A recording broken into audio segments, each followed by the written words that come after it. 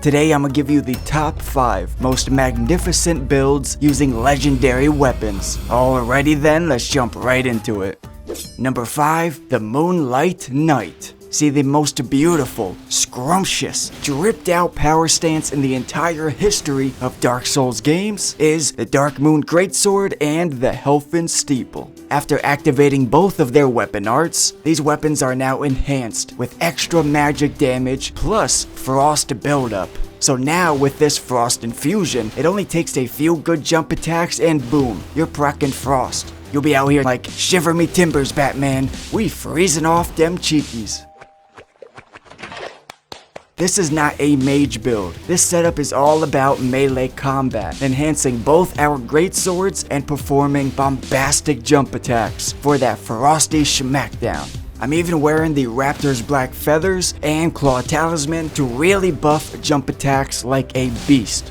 It's not going to be our focus here, but depending on what type of enemy you're currently fighting, it might be better to fight from a distance. So feel free to wield a staff and pop off some spells. I like wielding the Staff of Loss and casting night spells for straight solid damage. Because after we proc that frost, we're getting an extra 20% damage buff across the board. So we can take advantage of that here using Night Shard for a quick little pew-pew, and then Night Comet for straight heavy damage, keeping it nice and simple. Both of these greatswords share similar stat requirements and scaling. Got the Claw Talisman for jump shots, Crimson Medallion, Tree Favor, and Great Jar so we can wear heavy armor, because we need a strong defense for close combat. And then of course the Magic Crack tier. Moving forward, number 4. The Alchemist Stone. The Ruins Greatsword, aka the Magical Bonk, scales mostly with strength, with a peep of intelligence. This sword can be very powerful if used correctly. Particular advantages that this sword gives you that you must capitalize on properly to become overpowered. Though it may seem like a ranged attack, it is not. Like, it has terrible distance compared to other similar attacks like the Blasphemous Blade. But that's okay, that's fine, because this skill gives you hyper armor. Lots of hyper armor. Once you start the animation, there's really not much that's gonna break you out of it. So what we actually going to do here is get up close, using the weapon art's hyper armor to tank through attacks. And then from there we can go 2 ways, whatever you prefer. First option is focusing on jump attacks. Heavy, big boy smashing jumps. With its attack power so high, a two-handed jumping bonk can deal just as much, if not more damage than the actual weapon art. And so obviously with this, I got the Claw Talisman and Black Feather Cape to buff jump attacks more.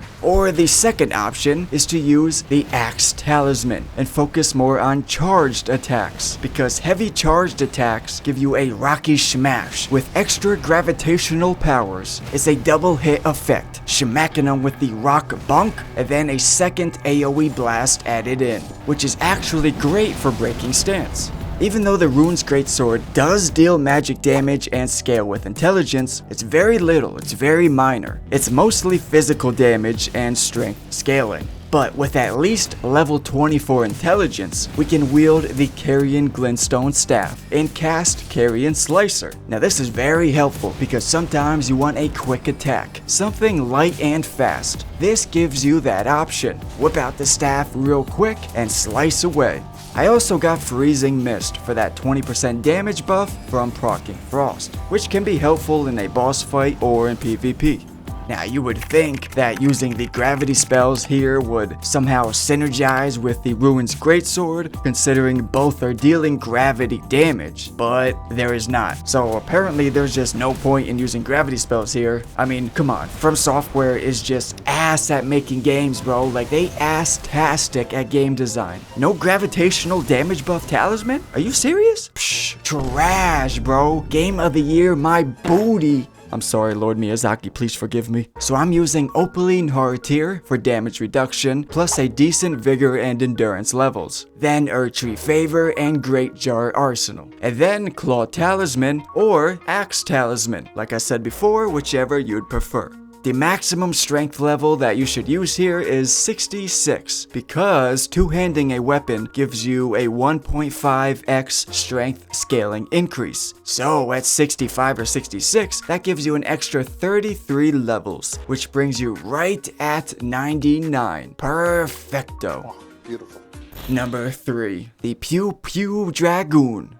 An incredibly epic and iconic attack. Fat stack of style points right here. Now I'm sure you've seen builds focused around the Bolt of Grand Sax before, but today I will show you some unique playstyles that you may have not seen used very often. See, we tend to get all excited and fixated solely on the weapon art, like a moth drawn to a light. Holy look at all this damage! So much so that we forget how great the Bolt of Grand Sax is simply as a spear, with the second longest reach and a high attack power. We are going all in on dexterity and going with the uber try-hard dual spear power stance, baby. Yeah, we mean business today, my boy. A perfect spear to dual wield with this is the Naginata. Now man, this spear is just too strong on a dexterity build. Like, I don't even care about the bleed. It's just powerful. You can throw Golden Vow or Cragblade on it with the lightning affinity. So if you're doing this and dual wielding spears, you can use the Thrusting Spear Counter Talisman for a boost in pierce damage. But if you are not about the dual power stance life, then we have another option here, using a Great Shield and living that pokey poke life. I admit, the guard counters are extremely satisfying. Oh yeah, mama.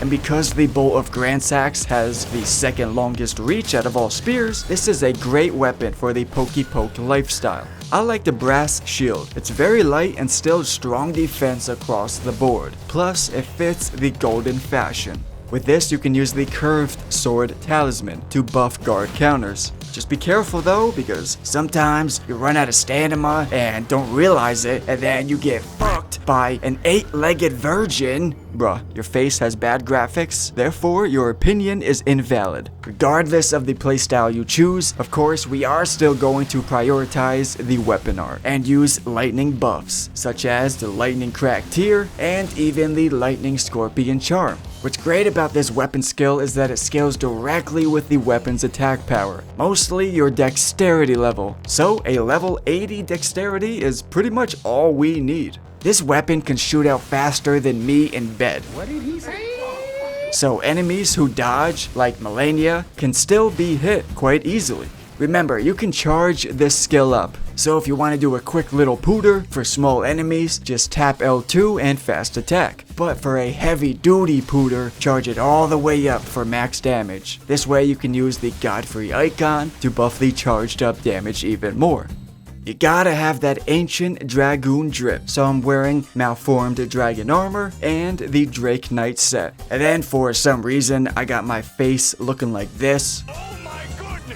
I know, it's totally horrifying to be honest. I mean, I look like a deranged hobo that went Super Saiyan after shooting up some fentanyl. Shard of Alexander, Godfrey Icon for the weapon art, then the Pierce Counter Talisman, but if you're using a shield instead of dual spears, use the Guard Counter Talisman. By the way, be sure to subscribe to the channel if you want more awesome gaming content in your life. Number 2, the Rotating Chub Chub. The Executioner's Sword. This is the king of stacking buffs, a beautiful gold mine of optimization. And similar to the Bolt of Grand Sax, this is a weapon art I'm sure you've seen before. But I am here to show you how to properly get the most damage possible out of this, so that you can go straight clap their cheeks off of bosses like Melania. Grind her rotten cheekies straight into the ground. So let me just rapid fire go through everything that you can use to buff this weapon skill. Got successive attack buffs like the Swaddling Cloth, Rotten Winged Insignia, Millicent's Prosthesis, and the Thorny Crack Tier. Got Godfrey's Icon because it is chargeable, and even magic type buffs like the magic crack tier, because for whatever reason it deals magic damage, though very little. Now the weapon art scales directly with your attack power, so anything you do to raise your AR will directly buff the weapon art, which is why I'm also using the strategy of equipping Lord of Blood's Exaltation and the White Mask. Then with a side thrusting sword, I'm performing the ancient bloody ritual of seppuku onto myself simply to proc bleed and instantly grant those buffs. I'm getting a 15% increase from Shard of Alexander, 15% from Godfrey's Icon, 13% from Rotten Winged Insignia, and then a total of 30% from Lord of Blood Exaltation plus the White Mask. That's almost a 75% damage increase, baby. And then to get even more damage here, we can use consumable buffs like Exalted Flesh and Uplifting Aromatic. By the way, instead of Lord of Blood and White Mask, you could do the same thing with Rot Exaltation and Mushroom Crown, using Poison instead.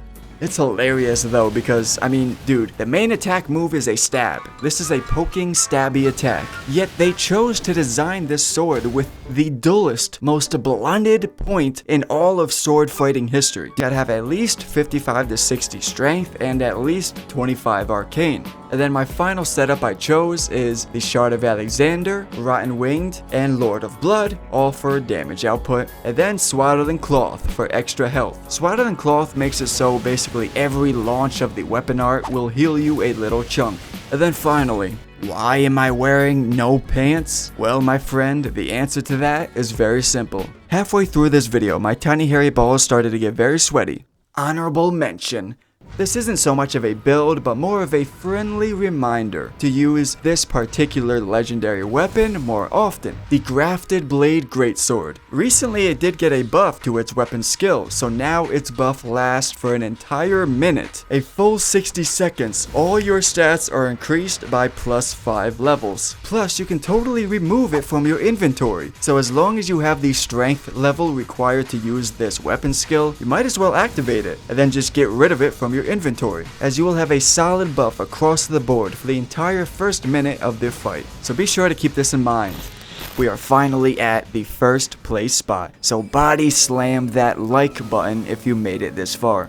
In first place, the Frozen Toad Lunatic. Yes sir, Miyazaki loves his Moonlight swords and he makes them very powerful. So yeah, this is another build with the Dark Moon Greatsword, but this time focusing on its powerful weapon art and using cold spells like Ronnie's Dark Moon and the Zammer Ice Storm. So first off, these heavy Moonlight projectiles are chargeable and therefore buffed by Godfrey's Icon, plus the Spellblade outfit also buffs the Moonlight weapon art, so I'm wearing some of the Spellblade set, all of it besides the hat, because I got my Frosty Witch hat instead, which will buff cold spells by 10%. We got a Duelist Moonblade for crowd control, Glintstone Ice Crag for that icy pew-pew, Zammer Ice Storm for area attack, and the best spell for slapping bosses, Ronnie's Dark Moon. Once you get that 20% damage boost from proccing Frost, you can use other spells for straight magic damage, such as the Glintstone Comet, Star Shower, the Magic Hammer Schlammer, whatever you prefer. These are the spells that I am using.